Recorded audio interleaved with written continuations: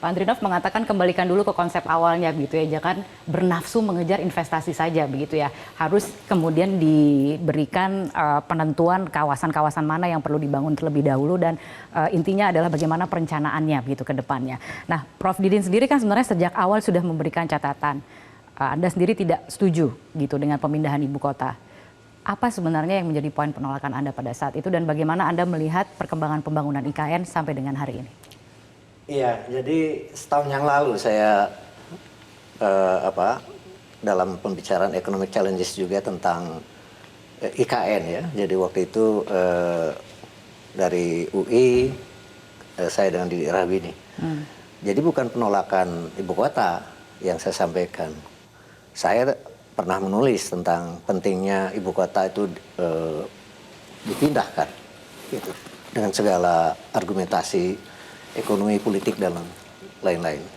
Jadi pada yang jadi masalah adalah waktu itu kita masih hantui oleh pandemi dan kondisi APBN yang sangat membutuhkan untuk pembiayaan penyelesaian pandemi ya.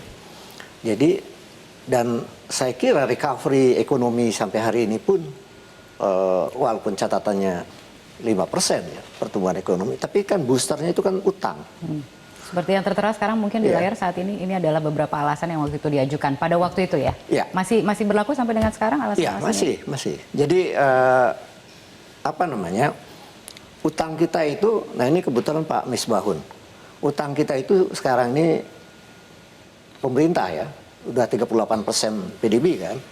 Itu jumlahnya kira-kira 7.900 dan tahun depan dengan segala perhitungan yang tidak bisa dielakkan itu 1.250 triliun akan ada utang baru. Mengapa? Karena ini kan kompleks ya. Bukan hanya IKN yang membutuhkan tadi intinya adalah kawasan inti pemerintahan harus APBN. Kereta cepat itu juga sekarang jaminannya APBN. Gitu.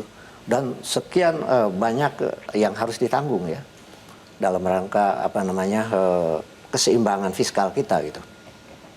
Jadi masalahnya adalah menurut saya memang harus rasional terkait dengan kapasitas fiskal negara ya, yang jangan sampai kalau itu terlalu dipaksakan maka ada dua kemungkinan.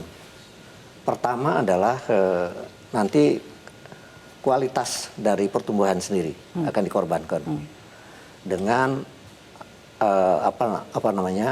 bagaimana APBN ini harus terus mengeluarkan bunga utang dengan cicilan pokok, tapi juga prioritas-prioritas pembangunan bukan hanya yang infrastruktur. Kita dengan masalah pendidikan, dengan masalah kesehatan yang BPJS dan lain sebagainya, dan itu nggak bisa dihindari, belum bantuan sosial. Nah, oleh karena itu saya kira dilema yang berikutnya adalah selain fiscal sustainability, juga bahwa anggaran ini pun nggak boleh mengorbankan prioritas-prioritas lain. Jelajahi cara baru mendapatkan informasi. Download Metro TV Extend sekarang.